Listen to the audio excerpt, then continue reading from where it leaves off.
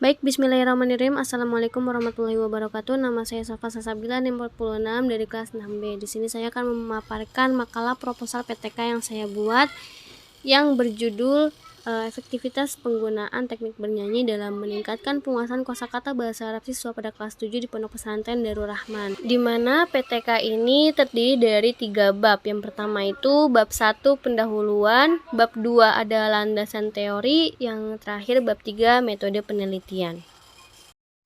Nah, berlanjut kepada bab 1, di mana bab 1 itu terdiri ada latar belakang masalah, identifikasi masalah, pembatasan masalah, rumusan masalah, tujuan penelitian, manfaat penelitian, hipotesis tindakan, dan yang terakhir ada ruang lingkup penelitian. Lanjut kepada latar belakang masalah. Pelajaran bahasa Arab di Pondok Pesantren Darul Rahman itu merupakan salah satu kurikulum yang wajib dipelajari, baik itu sekolah di luar pondok pesantren seperti MI, MTS, maupun MA. Bahasa menjadi kurikulum pertama yang wajib diajarkan. Nah, dengan mempelajari bahasa Arab, langkah awal yang harus dipelajari oleh siswa adalah dengan menguasai dan memahami pembelajaran kosakata atau mufradat. Karena tanpa menguasai kosakata, siswa akan sulit memahami untuk belajar bahasa Arab ke langkah yang selanjutnya dan bisa berakibat menjadi kurang maksimal. Lalu, begitu pula pelajaran kosakata atau mufradat pada kelas 7 Pondok Pesantren Darul Rahman, yang dimana guru di sini mengajar kosakata dengan menggunakan teknik bernyanyi. Hal ini terjadi pada kelas 7 di kelas A dan B. Meskipun hanya dengan menggunakan teknik bernyanyi, kegiatan pembelajaran berjalan dengan sangat baik dan efisien. Peserta didik pun cepat hafal dan mudah mengingat beberapa kosakata bahasa Arab yang sedang dinyanyikan. Maka dari itu, dilihat berdasarkan latar belakang di atas, peneliti saya sendiri tertarik untuk melakukan penelitian yang berjudul efektivitas penggunaan teknik bernyanyi dalam meningkatkan penguasaan kosakata bahasa Arab pada siswa kelas 7A, B, dan CD di Pondok Pesantren Darul Rahman. Lalu selanjutnya pada bab 1 ini terdapat identifikasi masalah. Dalam proses pembelajaran kosakata atau mufradat pada siswa kelas 7 di Pondok Pesantren Darul Rahman yang menggunakan teknik bernyanyi, itu masih terdapat banyak mengalami masalah dalam meningkatkan kosakata siswa di dalam kelas. Karena masih terdapat beberapa siswa masih malu mengeluarkan suaranya untuk bernyanyi, dan masih ada siswa yang kurang motivasi untuk belajar bahasa Arab, sehingga apa? Menyebabkan kurang memahami kosakata yang diajarkan oleh guru. Nah, masalah-masalah tersebut itu dialami oleh siswa-siswa yang terdapat di kelas-kelas rendah seperti kelas 7C dan D. Dikarenakan penggunaan metode yang dilakukan oleh gurunya itu kurang tepat, sehingga siswa cepat merasa bosan dan mudah mengantuk. Karena guru yang mengajar di 4 kelas tersebut berbeda-beda, sehingga metode, teknik, maupun strategi pembelajaran yang digunakan oleh guru berbeda-beda dan tidak sama. Selanjutnya, yang ketiga itu ada pembatasan masalah. Yang pertama, penelitian ini dilakukan pada guru dalam menerapkan kegiatan pembelajaran kosakata dari RPP yang sudah dibuat. Kedua, penelitian ini dilaksanakan ketika proses pembelajaran dan wawancara di luar kelas. Penelitian ini dilakukan di kelas 7A, B, C, dan D di Pondok Pesantren Darul Rahman. Implementasi teknik bernyanyi pada pembelajaran kosakata di kelas 7 Pondok Pesantren Darul Rahman. Lalu selanjutnya yaitu ada rumusan masalah. Di sini rumusan masalahnya yaitu seberapa besar efektivitas penggunaan teknik bernyanyi dalam meningkatkan penguasaan kosakata bahasa Arab siswa kelas 7 di Pondok Pesantren Darul Rahman. Selanjutnya ada tujuan penelitian. Tujuannya yaitu di sini untuk meningkatkan penguasaan kosakata bahasa Arab siswa kelas 7 di Pondok Pesantren Darul Rahman. Selanjutnya yang keenam ada manfaat penelitian. Di sini ada manfaat secara praktis dan manfaat secara teoritis. Manfaat secara praktis itu terdiri dari ada manfaat penelitian itu bagi lembaga, bagi guru, bagi siswa, maupun bagi peneliti. Selanjutnya ada manfaat secara teoritis. Penelitian ini diharapkan mampu menjadi referensi dan sumber informasi dalam penggunaan teknik bernyanyi untuk meningkatkan pembelajaran kosakata bahasa Arab siswa dan juga dapat bermanfaat bagi peneliti selanjutnya. Lalu yang kedua, penelitian ini juga diharapkan sebagai sumbangan untuk mengembangkan teori terhadap pembelajaran kosakata. Nah, yang ketujuh pada bab 1 ini ada hipotesis tindakan. Hipotesis dapat diartikan sebagai suatu jawaban yang bersifat sementara terhadap permasalahan penelitian. Berdasarkan konsep teori di atas, maka peneliti memiliki hipotesa bahwa penggunaan teknik bernyanyi sangat efektif dalam meningkatkan penguasaan kosakata bahasa Arab siswa kelas 7 di Pondok Pesantren Darul Rahman. Lalu yang terakhir ada ruang lingkup penelitian. Permasalahan pada penelitian ini adalah masalah pada meningkatkan penguasaan kosakata bahasa Arab. Penelitian tindakan kelas ini ditujukan pada siswa kelas 7A, B, C, dan D di Pondok Pesantren Darul Rahman.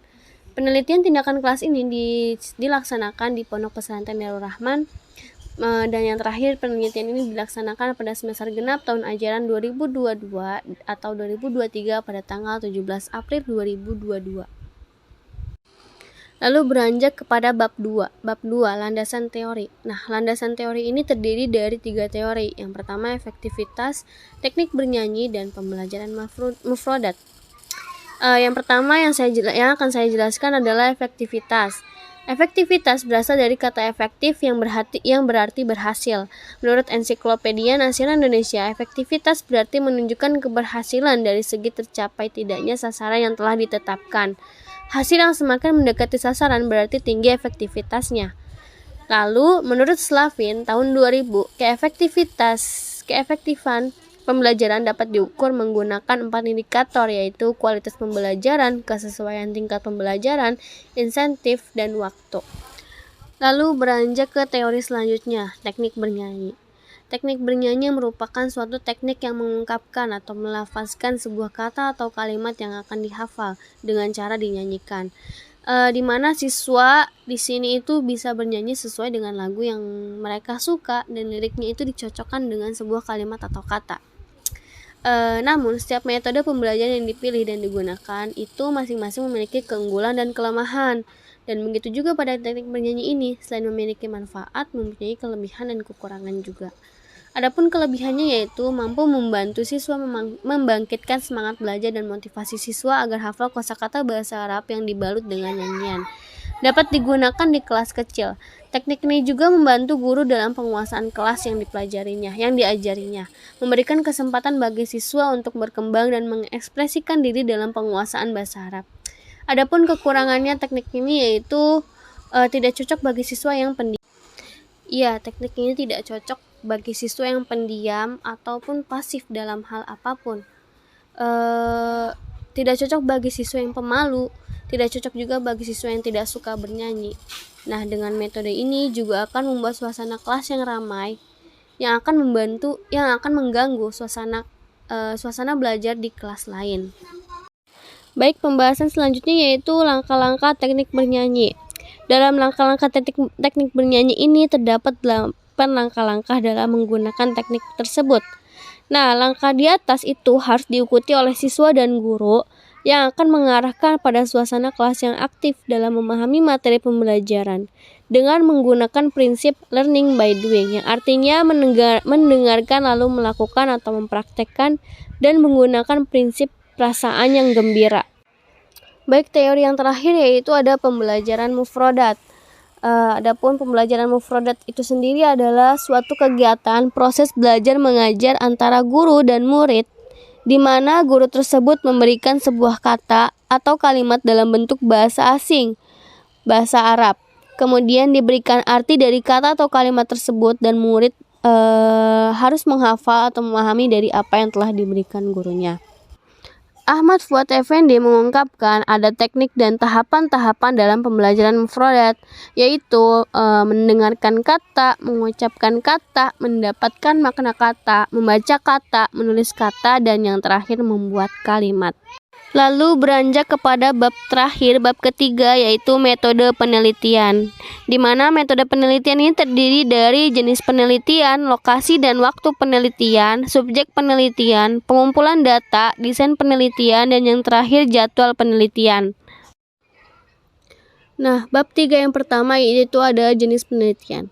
Jenis penelitian ini adalah penelitian tindakan kelas PTK yang bersifat empiris, kolaborasi, dan partisipatif, dan memiliki tujuan agar berubahnya suasana di dalam kelas, cara guru maupun prosesnya. Nah, yang kedua yaitu lokasi dan waktu penelitian. PTK ini dilaksanakan di Pondok Pesantren Darul Rahman. Adapun pelaksanaan penelitiannya dilaksanakan pada semester genap tahun ajaran 2022 atau 2023 pada tanggal 17 April 2022.